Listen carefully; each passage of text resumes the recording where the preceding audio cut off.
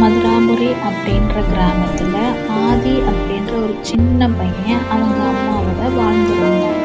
அவங்க குடும்பம் ரொம்பவே ஏழ்மையான குடும்பம். ஆனாலும் அவனுக்கு ஒரு பெரிய கனவு இருந்துச்சு. அந்த கனவு என்ன அப்படின்னா, அவங்க அம்மா கஷ்டப்பட்டு கடினமா உழைக்கிறத வைக்க கூடாது அப்படின்ற கனவு அவனுக்கு மனசுல ஆழமா பதிஞ்சிருந்தது.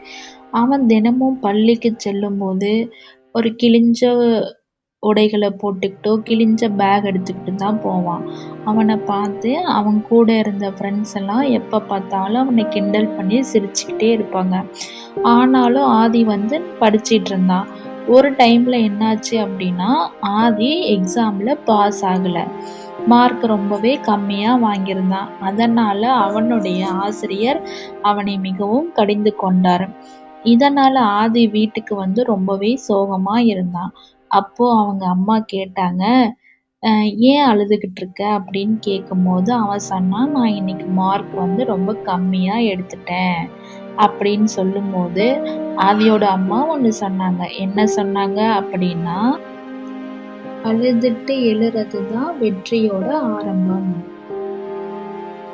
சொல்லி சொன்னாங்க. அவங்க அம்மாவோட வார்த்தைகள் அவனுடைய காதுல கேட்டுக்கிட்டே இருக்கும்போது அவனுக்கு ஒரு உற்சாகம் வந்துச்சு.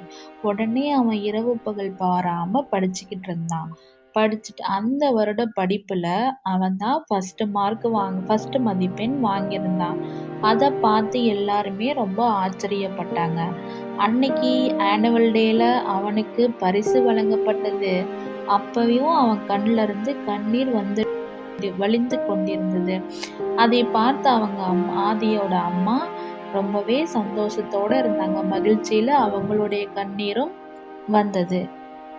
இந்த கதையிலிருந்து நாம தெரிந்து கொண்டது என்ன அப்படின்னா, பல வழிகளை தாண்டினால்தான் நமக்கு வெற்றி கிடைக்கும் அப்படிங்கிறது தான் இந்த கதையிலிருந்து நாம தெரிந்து கொண்டது.